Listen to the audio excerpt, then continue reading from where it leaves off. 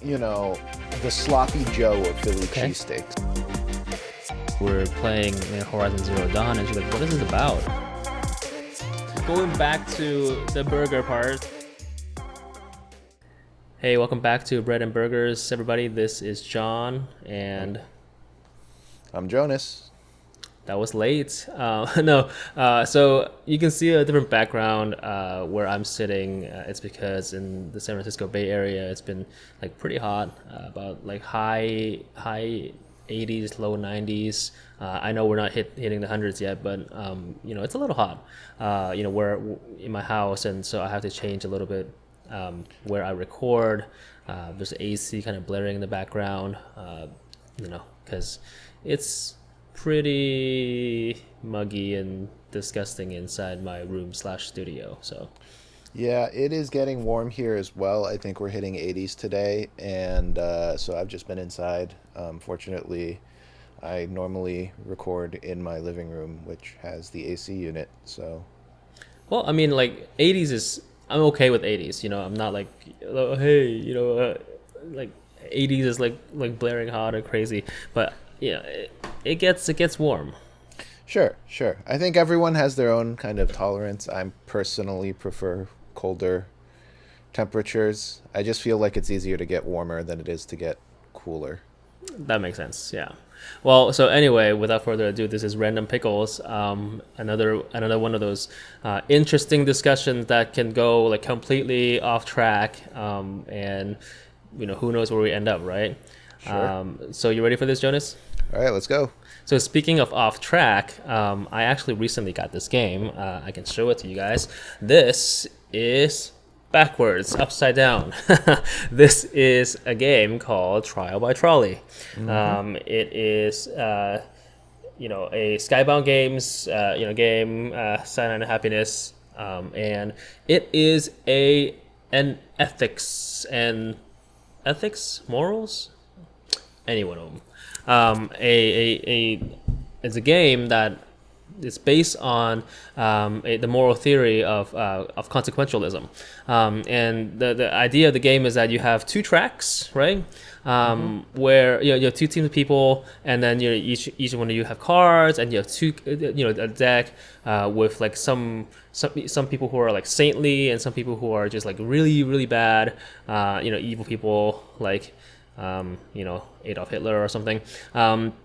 And so each team would put their cards on the different track to persuade the conductor to drive the trolley on either track, A or B, to kill those people, right?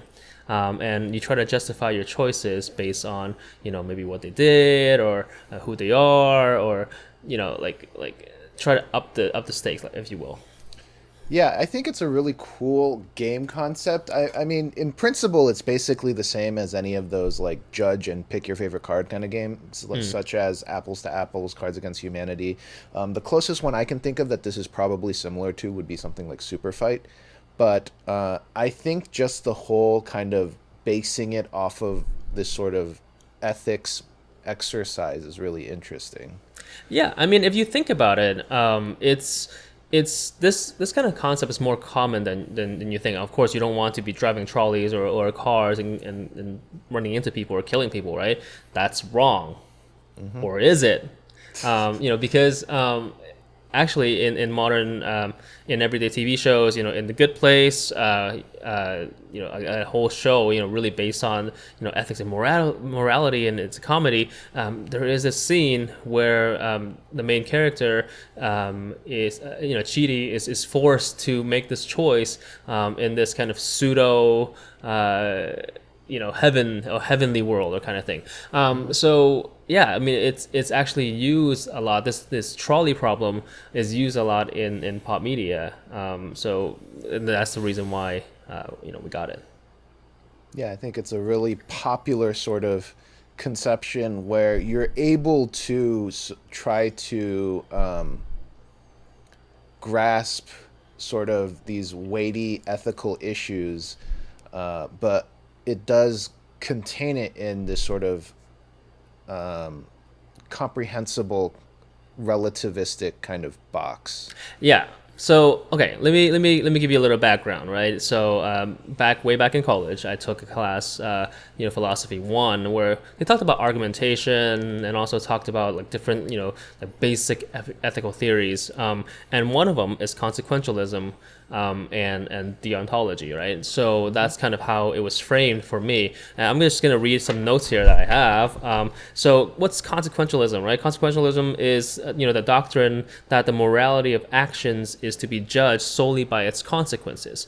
So meaning like, if you have, for example, a terrorist with, 20 hostages, and he gives you a gun and says, you need to shoot someone, shoot one person, and I'll save the remaining 19. Which one would you shoot? And so now you have this, choice, this moral choice of, do I shoot someone? Do I not shoot someone and walk away? And okay, of course, within the boundaries of this, thought exercise, you can't pick up the gun and shoot the terrorist or yourself, right? Because then that defeats the whole purpose of this what if. So that's consequentialism.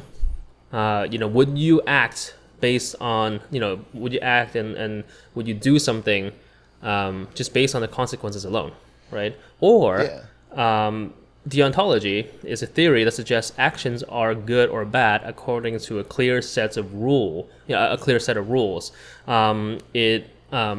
The most famous person that kind of have like expounded on this, deontological framework is Immanuel Kant, or sometimes they call it Kantism, where, again, it's just based on rules, set boundaries, set moral ethics that you base your actions on. And so, for example, killing people is wrong, then therefore you will not kill someone even if the consequences of killing someone is better.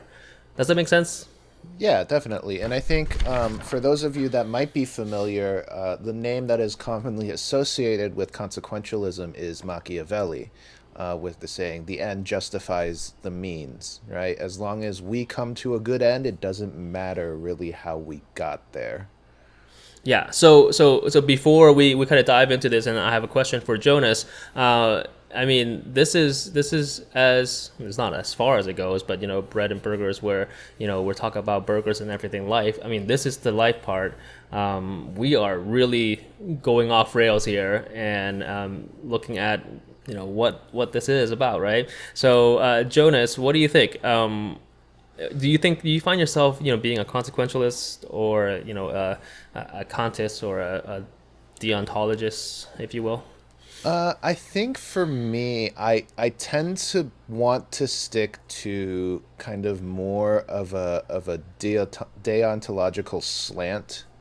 Okay. Just simply because, like, I understand the argument from consequentialism, like, and I think consequentialism becomes more of a factor, uh, only in to the extent that like your choices sometimes become limited, right? And I think we don't take that into account sometimes when we put on these labels.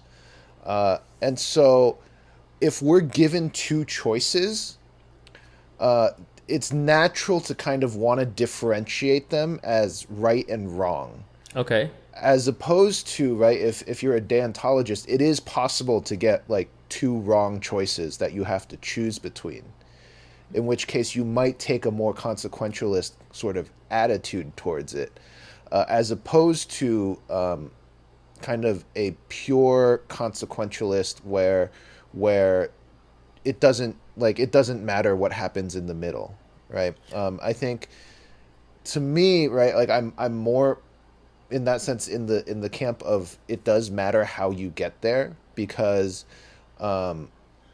what you're fighting for, or what you're trying to decide kind of has a and this is usually the case, we see on TV for people who have sort of they're fighting for some sort of value. And I think in consequentialism, it's then difficult to discern that sort of value, right? The value of what you're trying to fight for becomes kind of trivialized, right?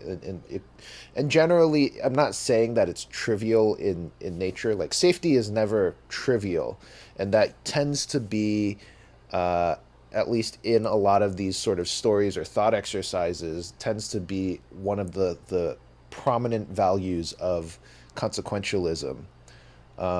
And so, am I willing to violate the safety of some for the safety of many? Yeah. Is sort of the argument that we get a lot of, and Usually in this kind of consequentialism, or even the right, game Trial by Trolley, right? Like where you have on the one end you have again, we're not trying to be political here, but for on the one hand Saddam Hussein on one rail, and then the other rail has Adolf Hitler. Again, who do you choose? Which side do you choose, right? I mean, again, right, it's always the consequence of, hey, this guy's moral character has issues, and you know killed a lot of people, but how many, right? right, What's and I bigger? think that's kind of like that's a great example of sort of my point. Like it's the idea of like, well, I can't, and even if the trolley, say it was like, Muhammad Gandhi and Mother Teresa on either one, right? Like it's, Hmm. and we flip that script of like, instead of two really bad people, it's two really good people. It's kind of the same idea, right? Like you don't have, right? You're choosing.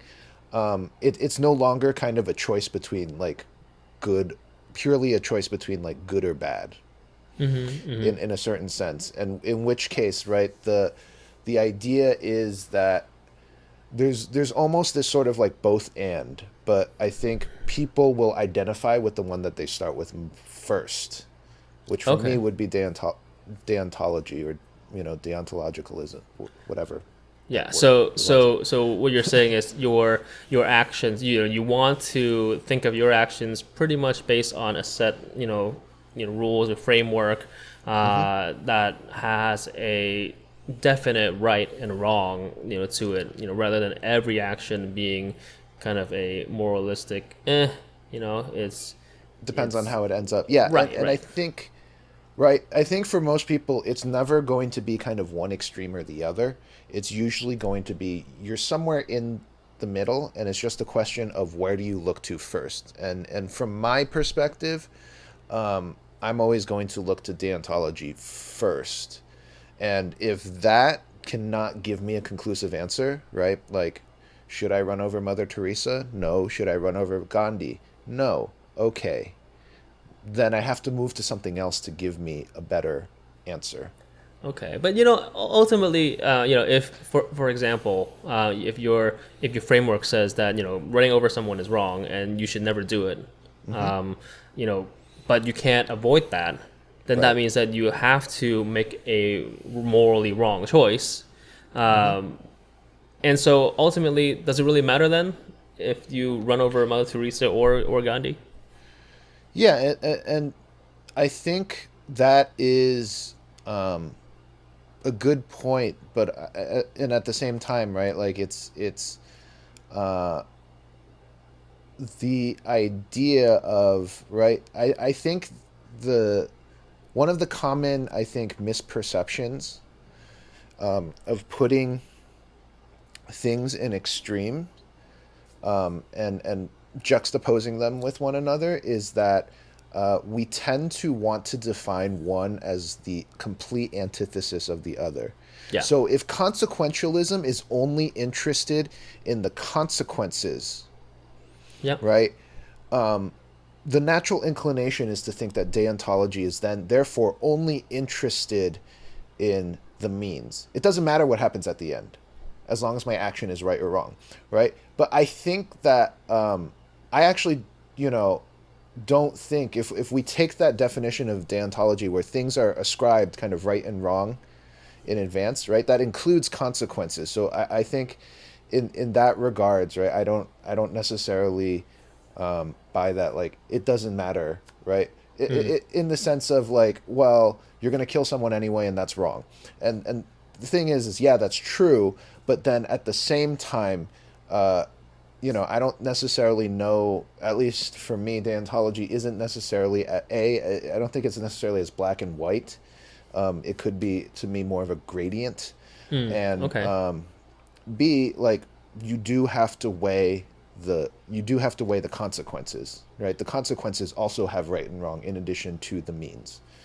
Yeah, I mean that makes sense, right? And again, going back, flip flopping, here a little bit, going back to the game where there is modifier cards where it says, well, the Mm-hmm. ghost of Gandhi is gonna haunt you forever, or Mm-hmm. now you have your best friend on one rail. All these kind of like very hard, moralistic choices that you have to make. That kind of twists. What is it really that extreme, or try to draw a little closer. So then making a choice more difficult, and I think it is right. Mm-hmm. Consequentialism has its flaws. Now I used to I think of myself as one, and I have a story of of that. But now I really think that in terms of like this usually when we talk about consequentialism, the trolley problem, it's usually again way too extreme. It's try to pit A versus B, and have these like fallacies that are fabricated where the choice is either you kill someone, and or you make that weapons of mass destruction, or if you don't do it and then someone else is going to make a huge even more, again like it's trying to pad the system to force you to choose one or the Right. other kind of Right. way. And there's a lot of fallacies in there, and boundaries too, right? But the reason why, for me, when I was younger, I feel like that I lean a little bit more towards consequentialism is because I remember a story that my dad told. So he was a missionary to China, and he was asking one question to my sister actually one time, Mm-hmm. saying that if if the police kind of surrounded the people and tied them up, and you have and asked me to either shoot my daughter, or uh, I'll kill everybody, in the churches. What would he do, right? And he told my sister that it's a tough choice, but in that moment, he might hope that she would forgive him for making the choice of killing sister over the people. Sure. And it's deeply affected me because in some ways, the whole idea of for the mission, right, and for the greater good, kind of outweighs that personal connection and struggle. And again, ultimately, even that is a fallacy too. Not that it can't happen, just that who knows what will we choose, at that moment. A and B, is there really any right and wrong in this? That like truly you can say that it's right to choose the masses over one person, like all these things are kind of like in my head right now. But again, Right. that's kind of the reason why in the beginning I felt like, oh, okay, I kind of understand his way of thinking, and therefore you know consequentialism kind of makes sense. Yeah, and I can kind of see that, and I think the game does this as well, in which it tends to put in this very human factor where we don't weigh it, right? Like, because the premise of it and what makes the choice difficult is not one versus many, right? Hmm.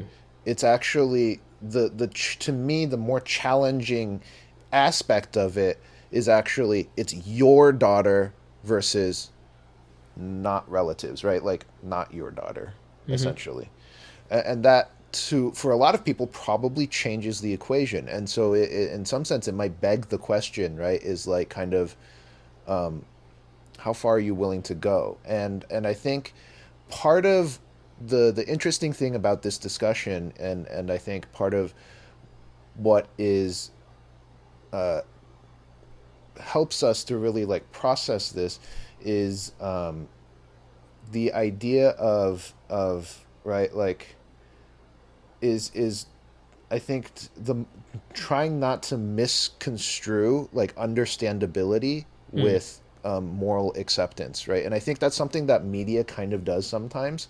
And when you play this game, and I think if you want to get the most out of it, that might be something that we have to be very clear. Like, just because you understand why someone did it doesn't mean that they say, like, I think this was right. Yeah, I mean, and that's the weird kind of gray area thing. Like, you do this, but it doesn't necessarily mean that they're justified or it's right for them to do so, or even like, yeah, makes sense. But so final question, and let's bring this all the way back. We have 1 minute left or so. Bring all the way back. If if you are the trolley operator, and you have a choice of, on the one hand, this person who is going to force everybody to only eat burgers and nothing else, versus B, on the other rail, where this person is going to ban all burger buns and we have to use sliced bread for the rest of our human existence for eating burgers again. Okay. What rail would you choose, A or B? With only that information, You can ask. I mean, okay, so what the guy who would force people to eat burgers, like what does it mean? Like, just like all food other than what is called a burger is banned? Right? Oh, Like, how that's would he define difficult. burgers? Are we 'Cause I back to think that's that kind again? of important. I mean, all forms of burgers, right? Okay. Like, and I'm just gonna throw it out there. He's a little bit more lenient, and then he also allows for black bean and lentil burgers too. But otherwise, just burgers. You're not gonna have a steak dinner. You're not gonna have spaghetti. Sure. You're not gonna have a spam burger, okay? Like, Sure. or loco moco. I'll be honest. I may be okay with that, but I don't know if everyone else would be. And so, I mean, yeah, I think for me,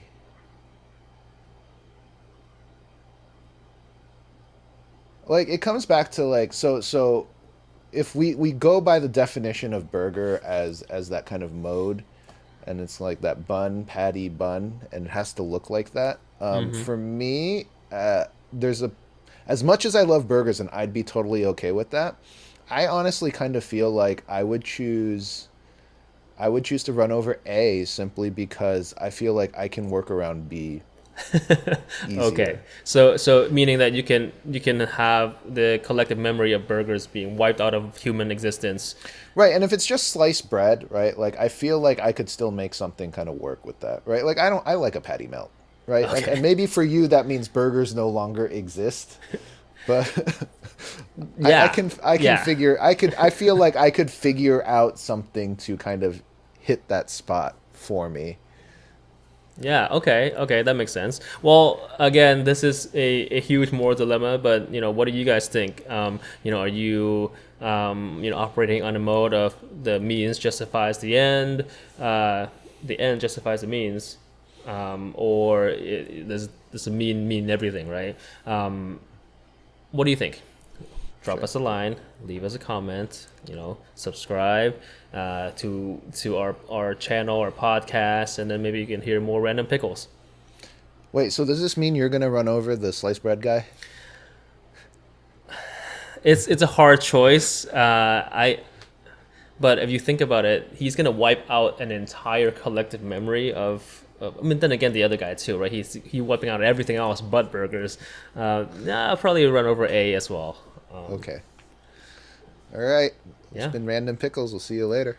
Bye.